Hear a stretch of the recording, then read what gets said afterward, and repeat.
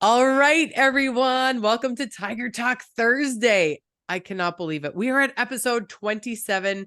This episode is actually near and dear to my heart because 27 is my favorite number. So I feel like Taylor Winnett and I are going to have an amazing conversation. For those of you that are new to the series, we are on a mission to help those suffering in silence, athletes that are transitioning from injury, retirement, or unforeseen circumstances. Yes, we see a lot of positive athletes that are joining the call, but they've all gone through usually something, a transition in their life that has forced them to have to change or navigate that transition in some way, shape, or form. And they're coming forward to share the stories. So today we have Taylor Winnett, and she is an American record holder in the women's S10 50-meter backstroke and national team member for U.S. Paralympic swimming. So welcome, Taylor. Hey. I'll give them a little bit of background and then I have lots of questions for you. So she began swimming at the age of 4, but after a spinal injury at the age of 17, with the diagnosis, and I want to make sure I say this properly, of Ehlers Danlos Syndrome. Did I say that right? Okay, Yeah. perfect. She began paraswimming in 2019 as an S10, and she will explain what this means after S10, SM10, and SB9. She's a Paris Paralympic hopeful and competes in 100 butterfly, 100 backstroke, and 400 freestyle. She's a middle child with 2 sisters and is wife to Jeric Winnett. In her free time, she enjoys studying the Bible, spending time in nature, watching movies, playing games, and babysitting. So welcome, Taylor. All Hey right. guys, it's awesome to be here. Yeah, I know. I love it. Power of social media. I saw you and I was inspired by some of your content. And I just reached out and thank you for not thinking that I was just a creeper online. Okay, so let's go back to the age of 17. We're just diving right into it. What were you doing how did that happen with your spinal cord injury when everything kind of changed? And I don't think, not for the worse, I think it was just a redirection in your life. Tell me about that. So I make fun of myself because in Paralympic sports, like you just have so many incredible stories. Like I have a teammate who was injured in Afghanistan. I have another teammate who had a piano fall on her. That's how she broke her back, Oh which no. I don't want to belittle their experiences. It is traumatic. But for mine kind of happened more from what? So I actually flipped a jet ski and Oh, I kind of injured the discs in my back, but okay. that's not how I broke my back. Okay. So that happened. And then a couple months later, I was actually in calculus class and I was on crutches because I hurt my foot. And I was propped up on an office chair. So I'm writing integrals on the back of it. And someone scared me. And I'm a big startler. And I grabbed the edge of the chair and fell onto my right side. And that's how I broke my back. No So, way. See, and it's yes. crazy. We think that it's that just blows my mind. You think it's going to be this catastrophic accident or simply you just scare really easily and you fell off your chair. Wow. Yeah. So, but it So was initially started by the jet ski injury?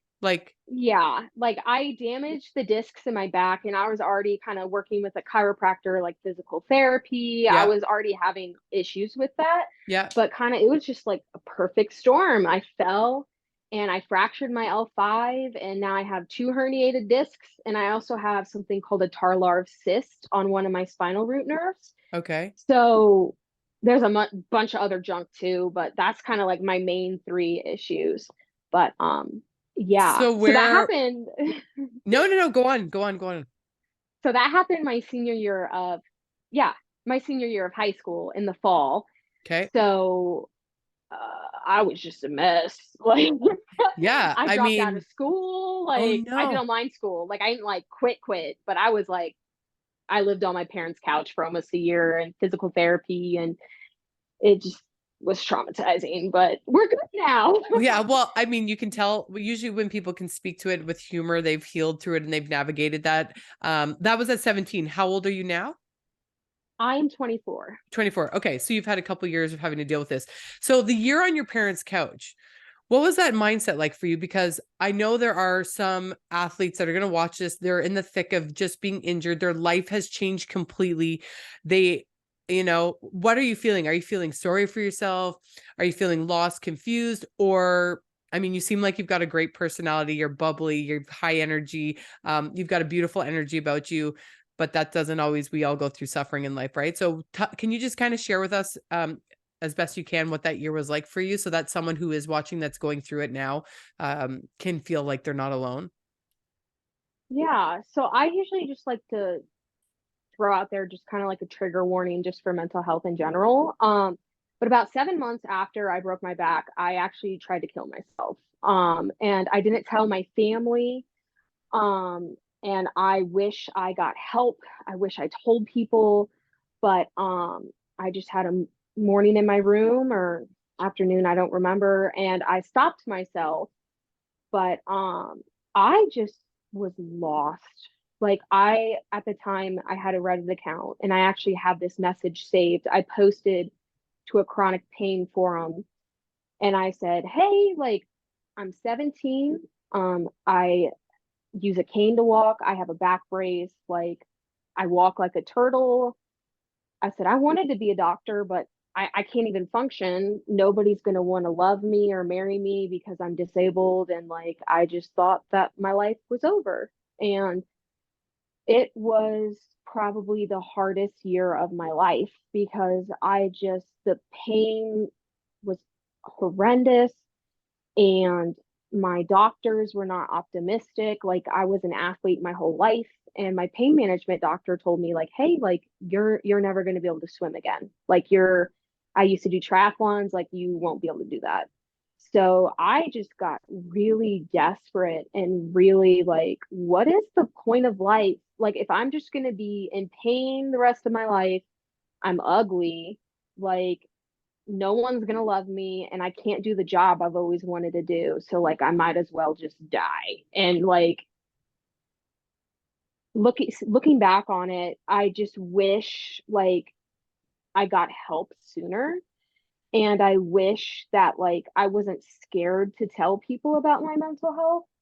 And Mhm. so I always tell people like if you have an injury, I've said this so many times, but like you need to mourn the life that you lost. So like I lost the ability to run and a pain-free life, but you also kind of have to like embrace the life you've gained. And I now love that. I'm right 7 years 7 years after my injury, I'm still in pain pretty much every day and it is difficult, but I'm living at the Olympic Paralympic Training Center training with some of the best Paralympic swimmers in the whole world. And like my life is so different. And I'm glad that I didn't end my life because I never would have met my husband and I never would have gotten to do all these amazing things through Mhm. my sport. And it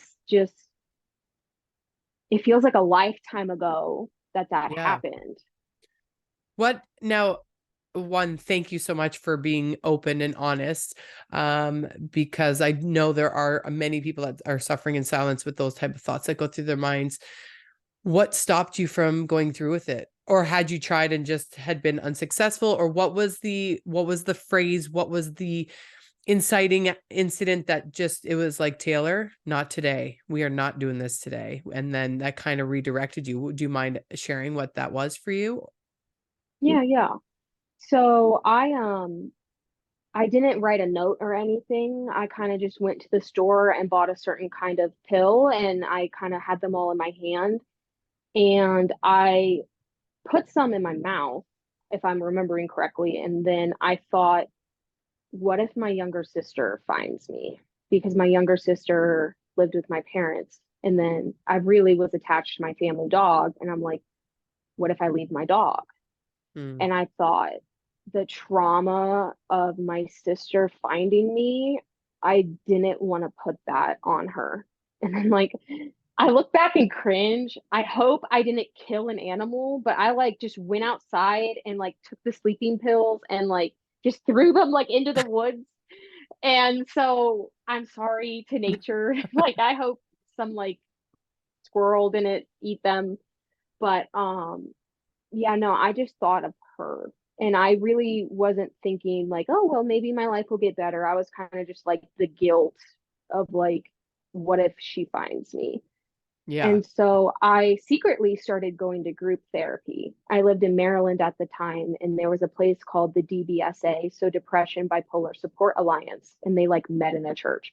And I lied to my parents. I said, "Oh, I'm going to youth group for church," but I was secretly going to like these support group mental health meetings. And it was just nice just to go in a room, and I sat there and I was like, my existence is pain. I I was just so hung up like on a cane. Like I don't know why. Like I was like distraught that I had a cane. Like looking back now, like I use walkers and stuff. Like nothing bothers me Why anymore. it's But like you I gotta was just whack hung up on this. you get to whack your husband. Hey, I need a snack. Yeah. I but it helped me kind of get better and take next steps in the right direction. Oh, I love that. I got a little emotional there when you're talking about your sister. It's finding that bigger why, right? When you can't see the light at the end of the tunnel, it's like focus on your sister and your dog. Is your dog still around today? She died this spring. Oh, I'm So, sorry. But she had a good life. That yeah, must have been tough. yeah, she was Oh, a good girl. what was her name? Chloe. Chloe. Yeah. Saved her life, Chloe. She's in doggy heaven running around. Aw. Okay, so you find your way back, and then you said it was 2019, I think, that you like, well, how did you were told you were never going to swim again. So what is your introduction, or who got you on the path of the to be a para athlete of some sort, or Paralympics? Like, what was that like? How did you open up that door? Because it's funny, the topic is transitioning to life after sports, but it's really once an athlete, always an athlete, right? It's more Yeah. transitioning from the sport that you knew, because I'm meeting all these athletes that are doing amazing things with their lives after injury, which I saw that in you when I came across your page, and I was like, there's something about this girl, I need to talk to her. But how did you get introduced to para swimming? Yeah. So I love talking about Paralympic sport because I was an athlete for 13 years before I acquired my disability. I had no idea it existed. And like we've made a ton of progress in the last 4 years. Like I go to the grocery store and you see one of the Oreo athletes is a Paralympian, and like there are commercials to like disabled people, like society is actually acknowledging our existence now. But back in the day, like 2010s, that's weird to say, I had no idea. So I actually committed to swim at Loyola University, Maryland. And then after we kind of were like, well, you're kind of messed up for life, I decommitted. Um, So you and had like a swimming scholarship of some sort, or I don't think I had a scholarship for my grades, but I was going to swim for them. So like I got it. committed, like I don't know, my memory is terrible. That's okay. So I was actually scared to swim because like my pain management doctor's like, you're not able to do it. And then moving and existing made my pain worse. Hmm. So I had a care team at Johns Hopkins, and my rehabilitationist one day was just like, you talk about swimming a lot, but you don't do it. Like, Hmm. why? And I was like, because my back is broken. Like, what's wrong with you, lady? And she's like, are you like scared to do it? And I was like, well, yeah, like it hurts. And she kind of explained to me, like, yes, being an athlete is probably going to make your pain worse, but like overall, I think your life is going to be a lot better, like your Quality of mental life. health. I love that. And yeah, yeah. So I was just like, okay, whatever, lady, like I'll try it. I was pretty like skeptical. Of And so course. I show up to swim one day, and then there's Coach Brian. I love this guy. He's never officially like coached me, but he has done so much for me. Oh, does he And know I this? like, Is he aware of this? yeah, I'm sure yeah, he is. yeah, yeah. I hope Yeah, so. Coach Like Brian. Brian, you're the best. Um, and I could only swim like half a mile, really. Like today is a double. We're probably gonna do well. Yeah, yeah, probably like a 10K, so like 6 miles today. But when I first started back, it was like half a mile. And I get out, and Brian comes up and he's like, "Hey, like I saw you swim." Like I don't think he actually said this, but he's like, "I can tell you're disabled." But he was like, "I remember you telling me you have a spinal injury. It's like, have you heard about Paralympic swimming?" And I was like, "What?" And he explained it to me. He's like, "You could submit your medical documentation, and you might be eligible to compete with disabled people." And I was like, huh. And I don't really remember if I like jumped on it right away or if I was like guarding my heart. But, I started to go through the process, and then just with classification, like, I don't want to use the word drama, but the IPC does not consider Ehlers Danlos to be a disability. So when I first got classified, they What's had the to make sure IPC? What does that stand for?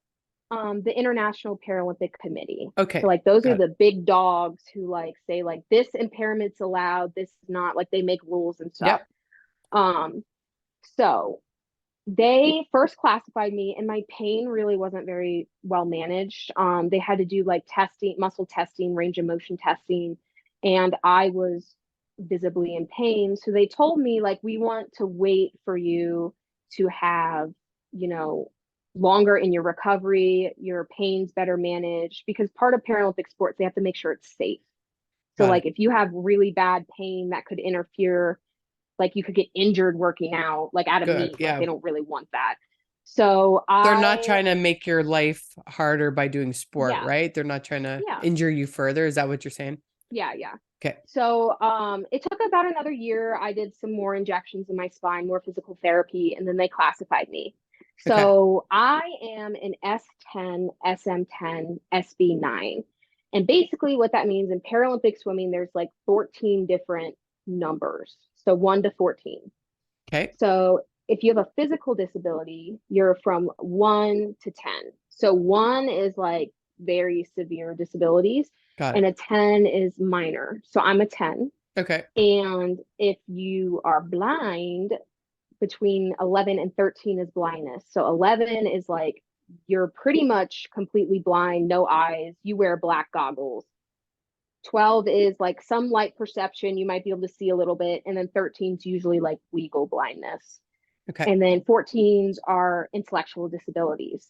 So, yeah. Okay.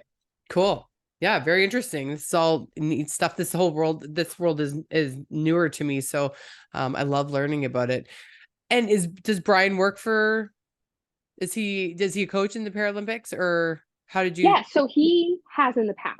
He Okay, was on some pretty big I think he went to Parapans or something. cool. But currently he coaches for Loyola in Maryland.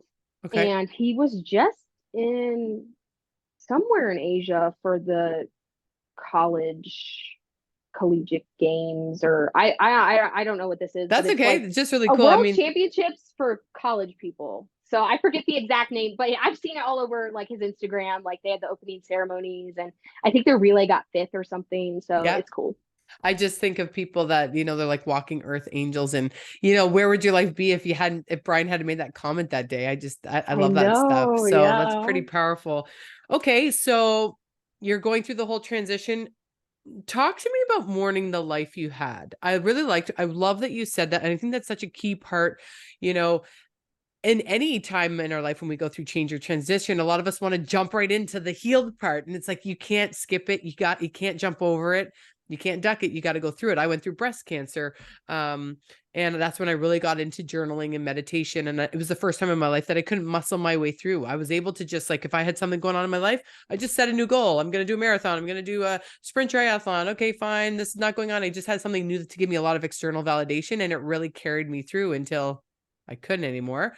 And that's when I really sat with myself and started my writing process.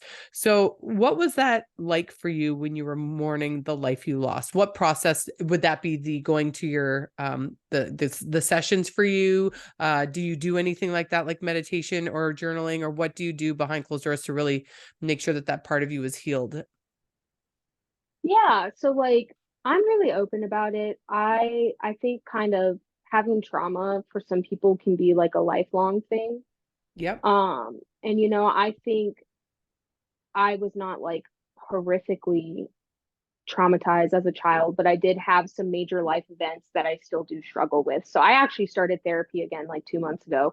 Got it. Um, Kind of like the big three things. So my dad was an alcoholic, and he died 3 years ago.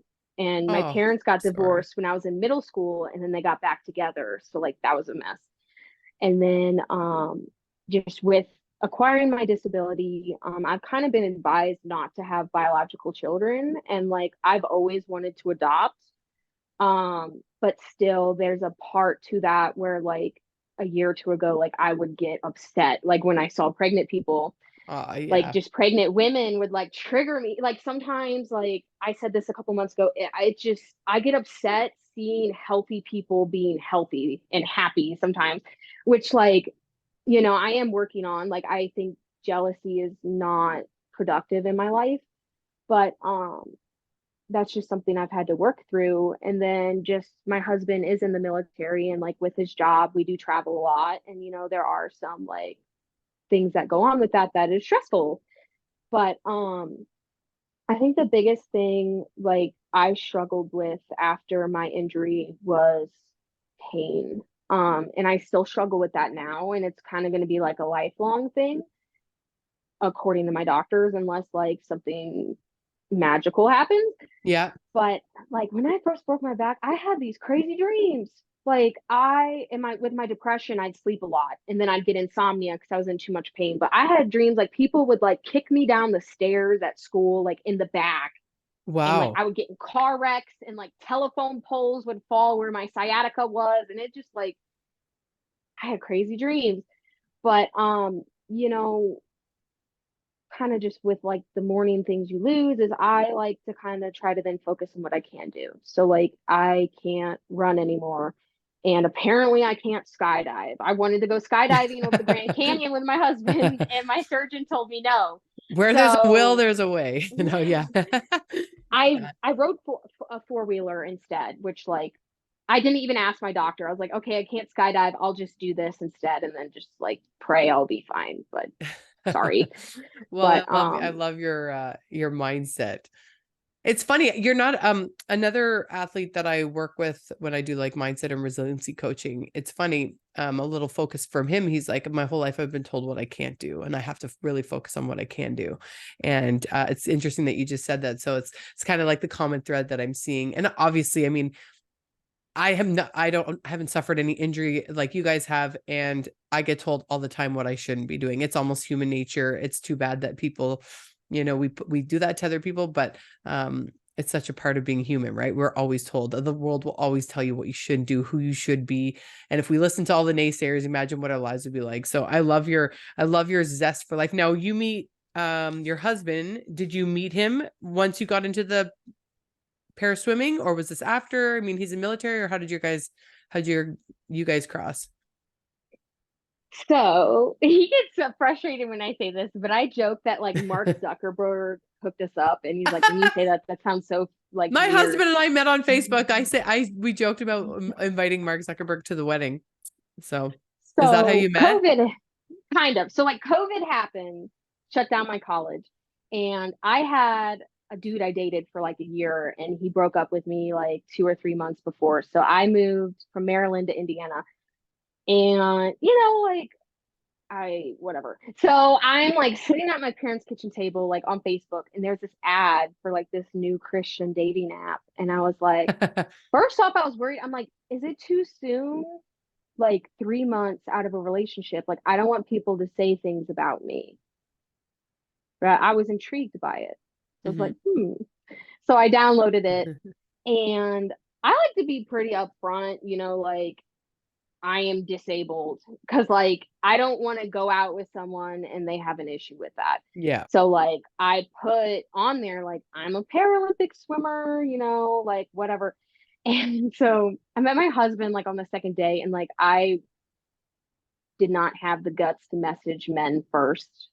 So he messaged me, and I make fun of him for this because he's like, what's it like being an Olympian? And I was like, first off, I didn't go to any Olympics. Second off, I'd be a Paralympian and I didn't go to one yet. So like it's confusing because it's called like Paralympic swimming, but like I'm not a Paralympian yet. It's kind of like how a national level swimmer is not an Olympian unless they go there. And Got like it. that took me a while to like figure out like the lingo. But yeah, no, we went on our first date, and I remember I was getting like my leg braces, something, whatever. And so like, I was really upfront with him. Like I told him on our first date, I'm like, I want to have 4 kids I want two adopted, two not. I want two boys and two girls. And, just setting just boundaries with relationships. I was like, I personally like don't sleep with people. So like, if you have an issue with that, like, don't go out with me. Like, I just put it all out there. Cause like, Good for you. I feel like in the past, I kind of like wanted to try to change myself, like Mm. to like hide aspects of me. And that like with my previous boyfriend, like the 4 kids thing, like he tried to break up with me in October and I was like, oh no, like we can make it work. And then like by Yeah. January he's like, no, I'm sorry. You've I like don't let want go that of your many deal children. breakers. Yeah, Yeah. yeah. You But know what though? I do believe that that's because of what you went through. Like again, breast cancer totally aligned me back with like this is I'm not wasting any more time. I'm not, yeah. and we conform as humans. We try to conform to what we think people want instead of being honest and true to ourselves and what we want, right? So by going out there, I admire that about you. And I mean, you're doing it at such a young age too. I mean, I'm going to be 42 this year. You're 24, so we're reversed. What? Yeah. I'll be Like I don't 40. want to say 42 is old, but like you don't look 42.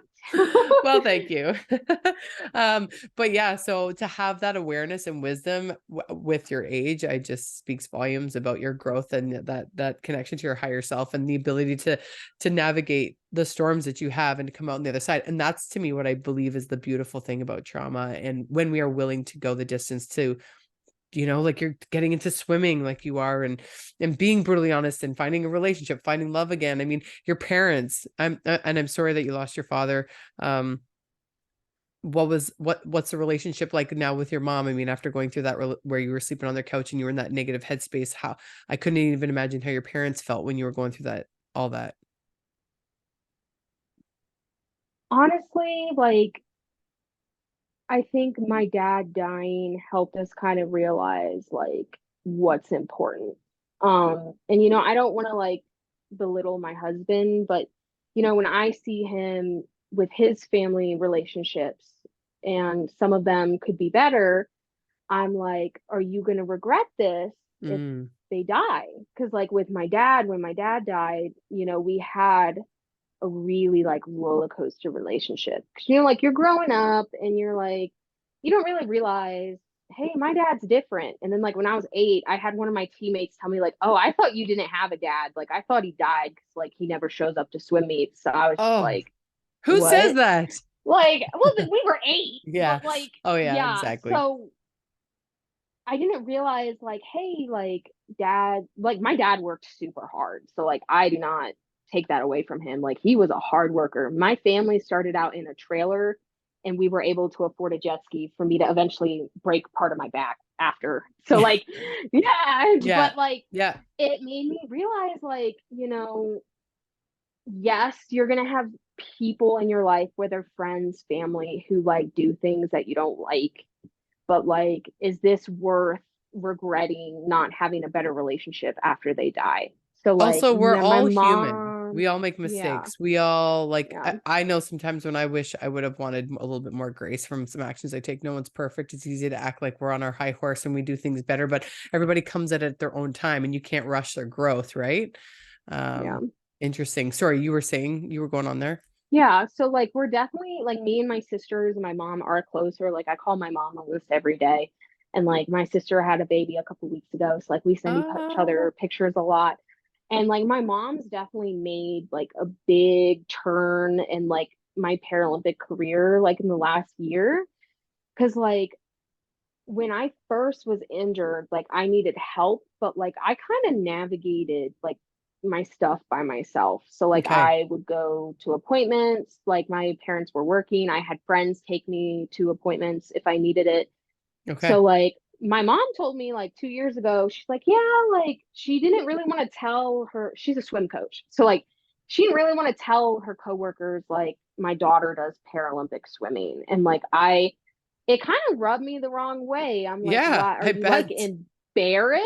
Like I didn't get it.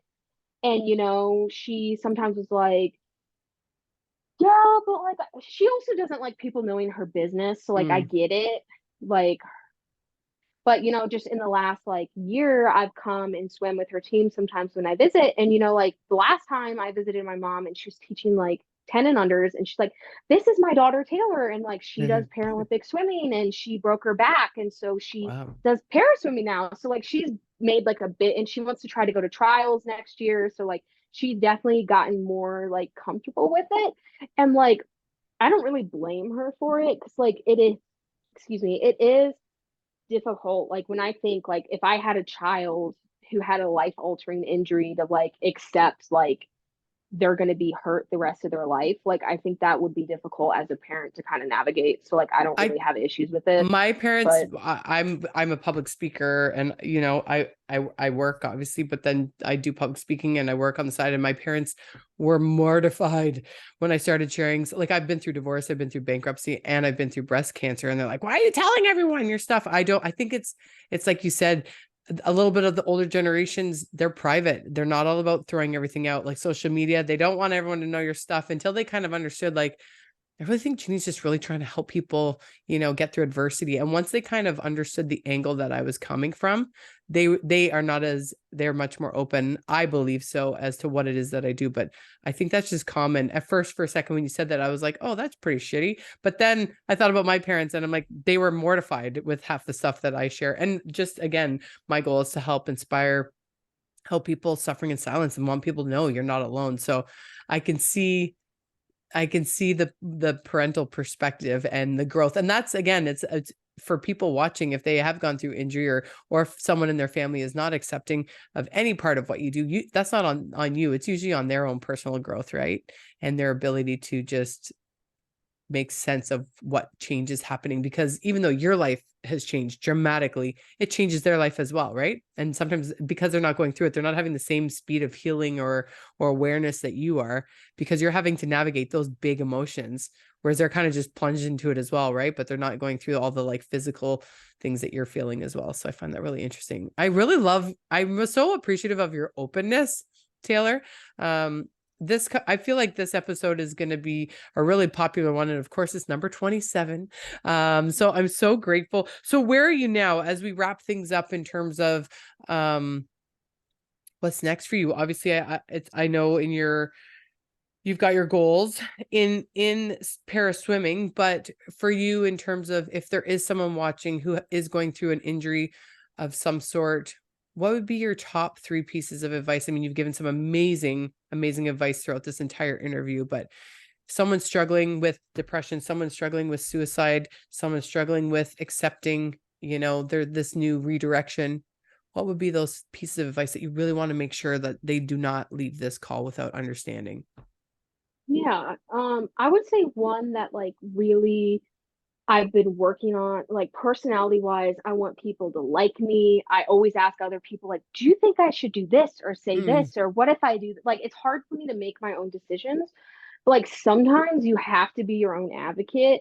And sometimes you're going to do things that other people aren't going to like. But if it is legal, I'm religious. So, like, Christ like, and you're not actually hurting somebody, like that's okay. So I yeah. had a really difficult conversation last week because, like I said, me and my husband plan to adopt. I have a lot of health issues. My child could inherit some of them.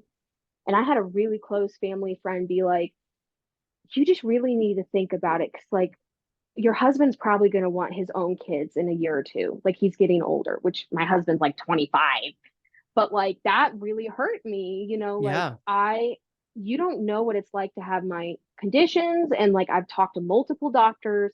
Like, I love you as my friend. Like, why are you telling me this? Like, you're putting me in an impossible situation. Yeah. And I'm not very assertive, so I kind of just listened to her, and I was just like, okay. But like really inside, like me and my husband made this decision together. Like it might change, but currently that's not the plan. So like Yeah. sometimes people will give you advice and you just got to be like, In one ear, out the okay, other. yeah. Because like I just, with my disabled friends, you hear all kinds of crazy stuff. Like people like, have you tried yoga to cure your incurable disease? Like Oh they're my trying to be goodness. nice. Like I they're know. trying to be nice, but it's like, first, do you think I'm not smart enough to have tried that? Like, no offense. When And I like, was diagnosed second, with breast like, cancer, same thing. It'd be like, oh, I had a lump one time. You'll be fine. I was like, Okay. Yeah. But anyways, it was just, you have to just compartmentalize. They mean well, they're Yes, delivering it, yes. it's not the same. Okay. So don't listen to other people, opinions. Obviously stay true to you. What would be the next Yeah. one? I think my second one would be, like, it's okay. I encourage taking risks. Like, I'm Mm. not saying like go jump off a building like with one of those squirrel suit things if you've never done it. But like I quit my job last year to go to a swim meet because like they wouldn't give me paid time off. So I quit my job to go swim, and I'm like, I remember talking to my husband and I'm like, I'm crying and I'm like, what if I'm making the wrong decision? But like I think I made the right You know decision. My what though? swimming When you do career is that, you taking build off, belief. and it's You just like, built belief in yourself. And that's why yeah. those decisions are so important. And I always say, like, if you feel that nudge, you've got to do it. Like, you've got to do it. You only live once. So, okay, risk taking, don't listen to, well, Arnold Schwarzenegger always says, don't listen to the naysayers. Two, follow those internal nudges. So you did, take a risk. What's the third?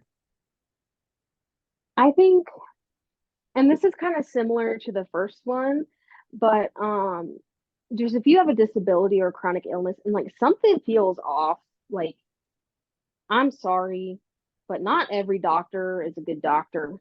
And Okay. just because you're a doctor does not make you morally a good person. And like I mean that with the utmost respect. Yeah. But like I've met some wild doctors before who have said some really weird things. Like I had one tell me once, like, oh, like your back still hurts because you're not resting hard enough. And I was like, bro, what?